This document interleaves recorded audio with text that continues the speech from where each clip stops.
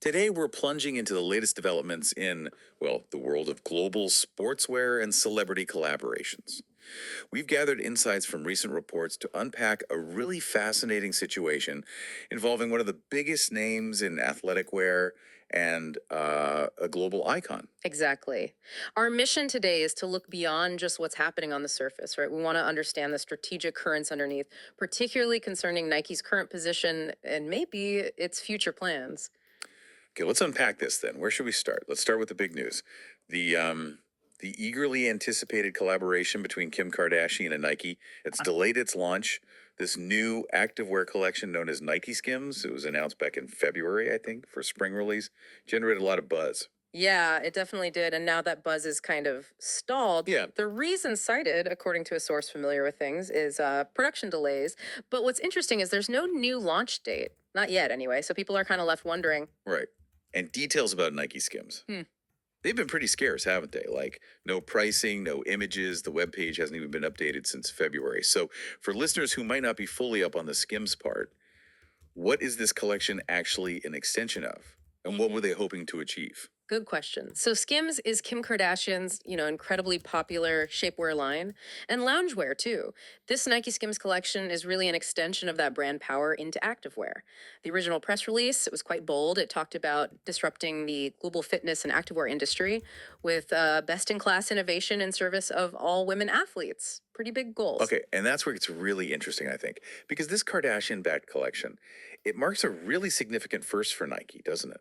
It absolutely does. Yeah. Historically, Nike just hasn't partnered with an outside company like this to create a whole new brand. Their usual approach is, they either buy companies outright, like Converse, or they partner with huge athletes, Michael Jordan, obviously, for lines under the Nike name. This collaboration really signals a shift, maybe some strategic urgency we haven't quite seen from them before in this specific way. A shift, yeah. Yeah. And this partnership, it's not happening in isolation. Right. It feels like part of a bigger strategy for Nike. Exactly. If we zoom out, look at the bigger picture, this collaboration is definitely part of CEO Elliot Hill's plan to revive what some reports have called a troubled company. Trebled. That sounds pretty serious for a giant like Nike. Yeah. How troubled are we talking? Well, financially, their stock has dropped about 20% this year, which is, significant. And it's not just the stock price. Competitively, the company has reportedly lost its edge a bit in activewear. They're facing tougher competition. From who? The usual suspects? Well, yes, but also newer players, rivals like Lululemon, Aloe. Yeah. They're really gaining ground. And even, surprisingly perhaps, value brands like Old Navy are chipping away at their market share in certain areas. Old Navy. Wow. Okay. So considering this Mhm. kind of pressure from multiple angles, what else is Nike doing? Are they just relying on this big collaboration? No, definitely not just that. They're trying a few things. Beyond new collaborations, Nike recently announced they're hiking prices on some products. And interestingly, they didn't blame higher US tariffs. They just said it's part of their regular seasonal planning and business evaluation. Standard practice, they claim. Okay, so pricing adjustments. What else? I heard something about their sneaker business too, some strategy mistakes. Yes, that's another key area. They seem to be trying to correct course there. Specifically, Nike is scaling back the supply of some classic sneaker lines. Things like the Air Force One and Pegasus. The idea apparently is to juice demand. Juice demand, meaning create scarcity.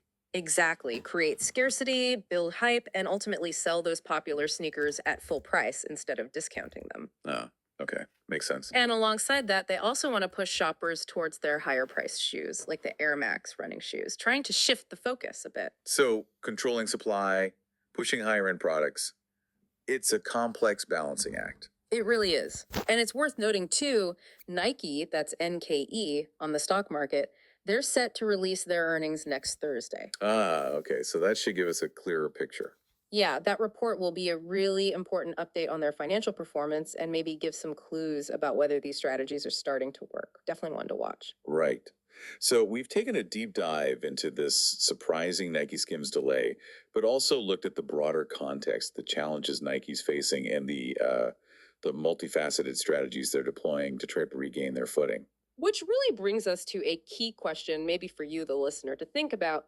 Considering everything we've discussed, Nike's current challenges, these different efforts like the Skims partnership, the price hikes, fiddling with the supply of classic sneakers, which of these moves do you think will actually be the most impactful? Which one is most likely to revitalize the company and, get them back firmly on top in this super competitive market?